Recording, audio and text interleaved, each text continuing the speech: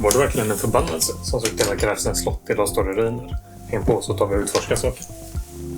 Men vart ligger det då? Strax utanför Alingsås vid sjön Anten. Och vilket sätt är lättast att ta sig dit på då, undrar du kanske? Är det bil? Är det buss? Cykel? Kanot? Jumbojet? Nej, det bästa sättet. Tågen. Nej, inte med de tågen. Men de här tågen. Jag har en video på det också. Och den är länkad där nedanför. Så kolla in den efter den här videon. Men häng på nu, så utforskar vi slottsruinen och dess historia.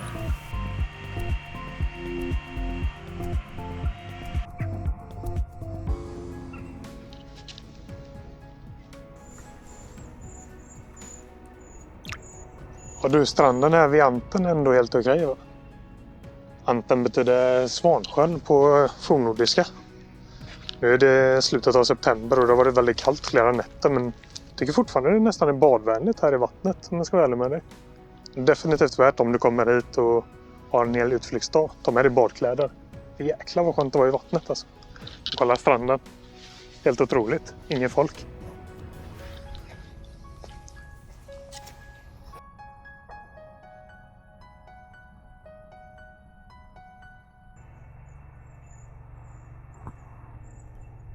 Innan Gräfsnäs slott byggdes fanns en borg på Loholmen, här i samma sjö i Anten.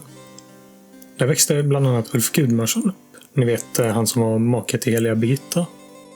Senare var det en man som hette Erik Abrahamsson Lejonhuvud som ägde borgen. Och han blev likt många andra svenska adelsmän avrättad i Stockholms blodbad år 1520. Eriks dotter har en lite spännande historia. Bredvid mig har jag faktiskt en byst av Eriks dotter, Margareta Lejonhuvud. Hon blev faktiskt Sveriges drottning och gifte sig med Gustav Vasa och blev hans andra fru då efter den första hade gått bort. De hade ju ändå ett sammanträffande med Gustav Vasa och Margareta, så jag antar att han använde det som öppningsreplik när han friade. Ja, men din far, han blev ju halshuggen av samma dans som min. Ska vi ta och gifta oss kanske? Margareta hade ju en bror som hette Sten. Och han blev ju herre av Loholmen efter att fadern hade tappat hakan, bokstavligen. Och den här Sten, han var så populär att pöbeln bestämde sig för en hemvist där de ställde till med världens största fest. Så hela borgen ruinerades. Alltså, de tyckte inte om honom överhuvudtaget. Därför lät Sten istället bygga Gräfsnäs slott. Eller var det verkligen Sten? Eller var det Stens änka som stod för bygget? Ebba Månsdotter Liljehög. Lika populär, stark och drivkraftig som sin make. Så ja, det var ingen som tyckte om henne heller. Inte ens Karl IX. Han vägrade bjuda den här Ebba på sin kröning. Och en av arbetarinnorna hos henne ska enligt sägnen ha uttalat en förbannelse över både grevinnan och hennes slott. En förbannelse att slottet skulle stå i eld och lågor vid hela 3 tillfällen. Varje gång med 100 års mellanrum. Inte nog med det. Efter att borgen hade blivit nedbränd skulle den till slut förfalla och stå i ruiner för alltid. Men något sådant skulle väl aldrig hända, eller hur? Vänta, va? Första gången slottet var ner. 34. Och efter den nedgången då det brann ner, då hade de byggt om renässanspalats istället. Så det blev lite annorlunda, det blev mer pompöst och pampigt kan man väl säga. Den andra gången det brann ner var 1734. Den här gången så brann alla tornspirorna ner och alla de ägodelar som den förra ägaren hade tagit med sig från det 30-åriga kriget. De brann upp också. Tornspirorna rasade. Likt vårisen i... Jag sa ju förut att du var fet. Du är inte poet. Den tredje gången när det brann ner så var det ju 100 år senare igen. År 1834. Den här gången så hände det faktiskt lite andra grejer innan. De hade byggt om slottet bara några år tidigare. Och då har det blivit ett väldigt stort slott. Med 50 rum. Riktigt så här praktfullt. Riktigt stolt, stort, ståtligt. Och som sagt var, då sålde de det. Samma år faktiskt som det brann ner. Då sålde de det till en man som heter Otto Ulfsparre. Och kan gissa vad betalade för det? 3 jätter och en kamelkaravan. Det låter rimligt, men nej. Han betalar faktiskt 110 000 liter eller kannor i brännvin. Man kan ju undra varför vi inte gör det längre, eller hur? Och då brann det ner som du sa år 1834 efteråt. Stackarn. Precis, det brann ner sig. Det är väl därför de kallar det brännvin. Och då kan man ju undra vad som hände med brännvinet. Men nog om vad de där säger. tar vi oss bort till ruinen istället. Ni kanske undrar, men vad hände då efter det här att det brann ner år 1834? Men Otto han sålde det ju vidare till en ny familj igen. När familjen, den överlevde ju i deras familj då för 3 generationer. Men tack vare finansiella anledningar så blev det ju värre och värre för dem hela tiden. Till slut var ju de också tvungna att göra sig av med slottet. De sålde det väl egentligen inte, utan ett av rummen där bodde en fiskare och sen hade han grisar i en annan del av slottet där. Sen på 1890-talet då tyckte prästerskapet inte alls om den här ruinen. Eftersom ungdomarna, de i området runt omkring i Alingsås och Sollebrunn och runt omkring här, de bestämde sig, men den här ruinen är perfekt för en danslokal liksom. Och det tyckte inte prästerskapet om, så de gjorde ju naturligtvis den där rätta. De rev ner hela taket. Och efter det har det fallerat mer och mer.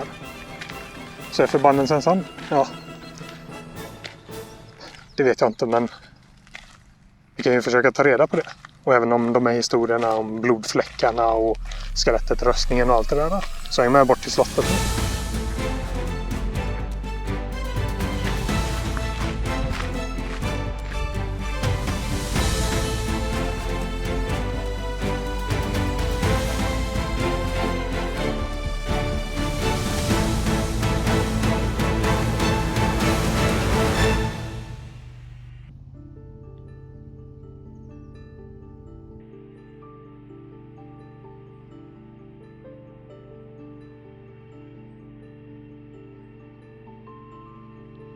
Det är ändå inte så svårt att tänka sig att det här slottet har haft mer än 50 rum om man kollar på alla fönstren faktiskt som finns här på fasaden. Otroligt många. Nu är ju de flesta har ju galler på sig som de är. Det är ju för att man inte ska kunna klättra in eller förstöra eller göra någonting sånt. Och man märker ju, det här är ju inte jättegammal tegel. Dock de här stenarna, de kan ju vara mycket äldre, långt mycket äldre. Eftersom slottet har rivs och byggs upp och rivs ska man inte säga, det har ju bränts ner så många gånger. Så det är inte så konstigt att de har behövt bygga på med nya bitar. Som du ser här borta, där med teglet. Då har du ju de här större, äldre stenarna förmodligen. Och sen har du teglet här. Sen är det något valv här. Kan det ha varit till någon gammal källare eller någonting? Ingen aning. Just nu är det ju täckt med ställningar och det finns ju inget sätt att komma in på. Så de där blodfläckarna, de får nog vänta till någon annan gång. Jag kanske kan bli insläppt. Kan göra av sig kanske till Alingsås kommun eller någonting och se om man kan få en lite guidad tur. Det hade varit roligt. Men som sagt, jag tror inte de vill göra någonting sånt nu när det är som det är här. Annars brukar de ju på somrarna ha lite event och sånt, allt möjligt här. De har ju bland annat sådana här shower för bilar, gamla vintagebilar här i Gräfsnäs. Sen bara i fredags nu förra veckan så hade de en drive-in-bio här uppe också. Och det är många som kan boka det här till bröllop eller egentligen vad de känner för. Så visst, det är en väldigt intressant ruin tycker jag. Väldigt vackert också. Som sagt, den här skildringen mellan de olika stenarna gör också att den är lite annorlunda. Och det ser faktiskt helt otroligt ut. Den är i väldigt bra skick, hela den här ruinen tycker jag. Så ligger den ju vackert ut med anten som glänser här uppe.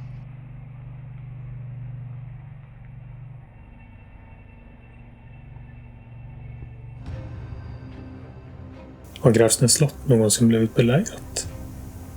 Om vi ska lita på den andra upplagan av den nordiska familjeboken så belägrades den faktiskt under hela 7 veckor av Karl IX, eller hertig Karl som man kallades på den här tiden.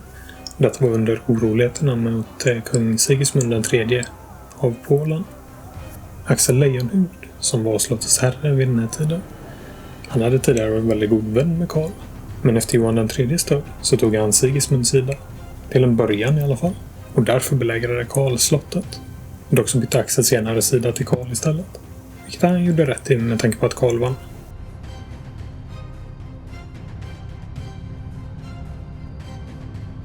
Men det är inte enda gången som slottet har blivit belägrat. Utan det skedde en gång till. Och det var när danskjävlarna intog det år 1612. De plundrade, de länsade, de rensade och de raserade hela slottet. Det är inte så stor skillnad från när de beter sig i dagsläget ändå, eller hur?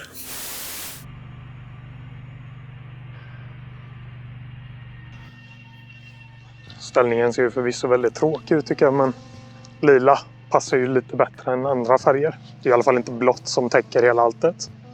Så man kan ju se igenom fortfarande, även om det inte är jättetydligt. Jag vet inte hur bra det kommer fram på kameran, men jag tycker i alla fall den här ruinen väldigt vackert, väldigt värt ett besök. Nu ska de ju hålla på med renoveringen detta året och de har skrivit till och med att de ska hålla på nästa år också mellan 2 april till 10 oktober. Så vi får väl se om den kommer gå och besöka där i nästa år. Jag hoppas ju det själv, men man vet ju aldrig hur det blir. Tyvärr. Det kan ju bli hur som.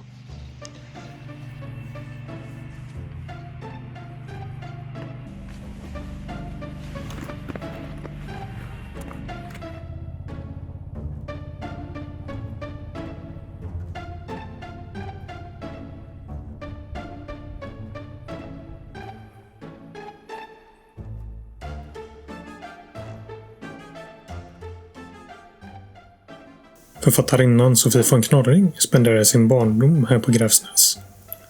Då kom det fram historier. Kusliga spökhistorier. Bland annat om skelettet som hittades i en full rustning. Även om blodfläckarna, som jag nämnde tidigare. Men hon skrev ju inte bara spökhistorier, utan mestadels så skrev hon faktiskt om de aristokratiska kretsarna. Du kan nog tänka dig lite som en svensk budgetversion av Downton Abbey. Klostrets centrum, Gräfsnäs edition, nästa SVT-serie.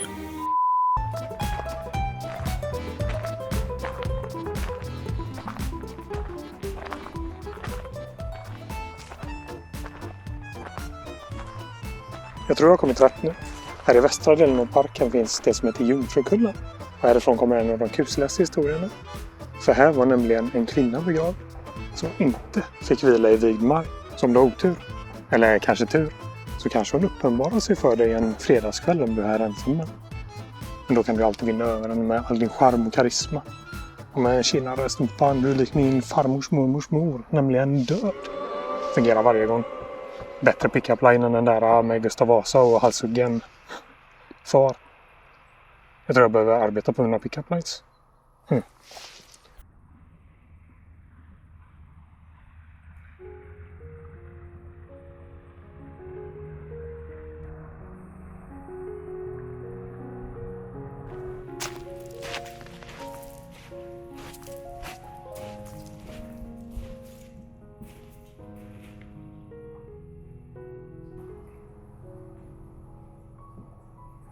Man kan inte annat än njuta av det här. Solen strålar, vindstilla. Perfekt september då. Helt otroligt.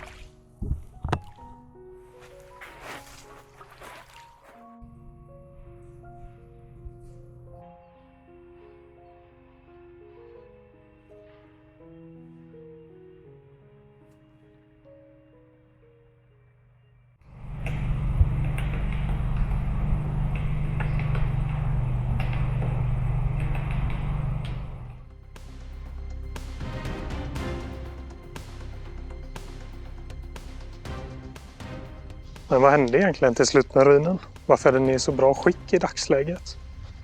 Ja, men först och främst så efter prästerskapets rivande av taket så köpte faktiskt järnvägen, Västra Götalands järnväg, köpte den. Och därför ligger det en massa sådana här hus här bort igenom också.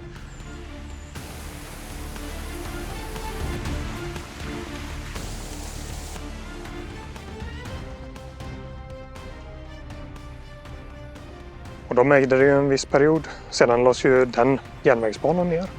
Nu är det faktiskt Alingsås kommun som äger det. Och det är väl ett under att de inte har gjort om alltihop till potatisland ännu. Man kan ju inte underskatta Alingsåsarna och sin potatis. Men vad tycker jag verkligen om ruinen? Är det värt en utflykt hit? Ja, 100% faktiskt. Bästa sättet att ta sig hit är med ångloken och dieselloken. Jag lägger en videolänk här nedanför som jag sa. Dessutom finns det andra grejer att göra när du väl är här. Du kan ta ett dopp i Anten, du kan ta med dig en matsäck och en picknick eller gå på café här.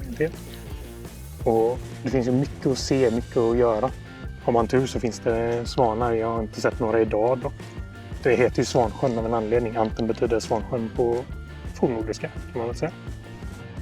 Men tror du verkligen att det var en förbannelse? Eller var det fanatikerna i form av prästerskapet som såg till att det här inte blev mer än en ruin? Att det inte förblev ett slott, vackert slott?